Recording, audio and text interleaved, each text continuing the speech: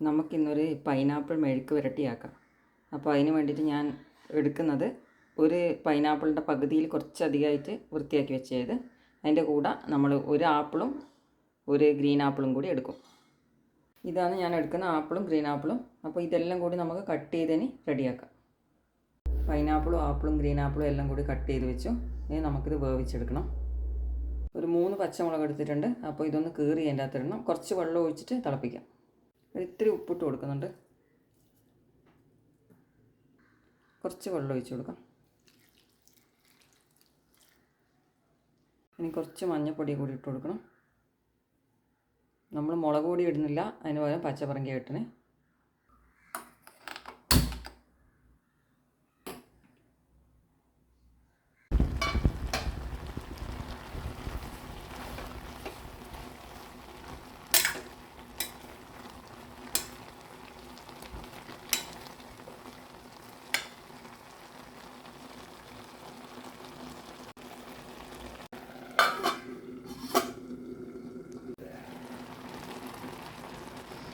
ഇതിൻ്റെ മണവും ടേസ്റ്റും ഭയങ്കര സൂപ്പർ, രണ്ടും നല്ല സൂപ്പറാണ്. വെന്ത് വരുമ്പോൾ മണം നല്ല രസമാണ്. ഇതൊരുവിധം വെള്ളം വറ്റി വന്നു. ഇനി നമുക്ക് ഈ സമയം വറുത്തിടാൻ വേണ്ടി റെഡിയാക്കാം.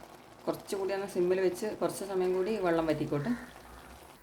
വറുത്തിടാൻ വേണ്ടി നമ്മൾ ആദ്യം കരണ്ടിയിൽ അല്ല ചീനച്ചട്ടിയിൽ കുറച്ച് വെളിച്ചെണ്ണ ഒഴിച്ചു. ഇത്ര വെളിച്ചെണ്ണ ഒഴിക്കാം. അതിന് ശേഷം അതിൻ്റെ അകത്തേക്ക് കുറച്ച് കടുക്,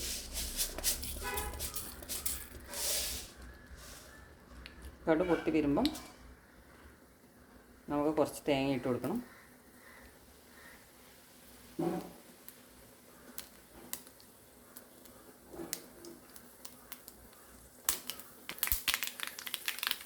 കടുക് പൊട്ടുന്നുണ്ട്.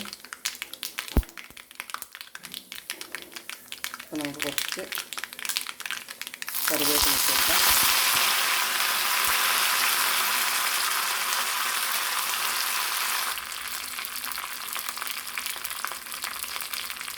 ഇതിലേക്ക് നമുക്ക് കുറച്ച് തേങ്ങയും കൂടി ഇട്ട് കൊടുക്കണം.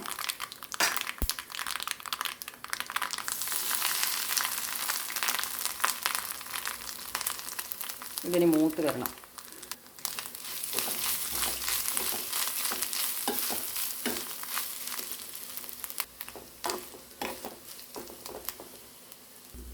ബ്രൗൺ കളറാവുന്നവരെ വെക്കാം. നമുക്ക്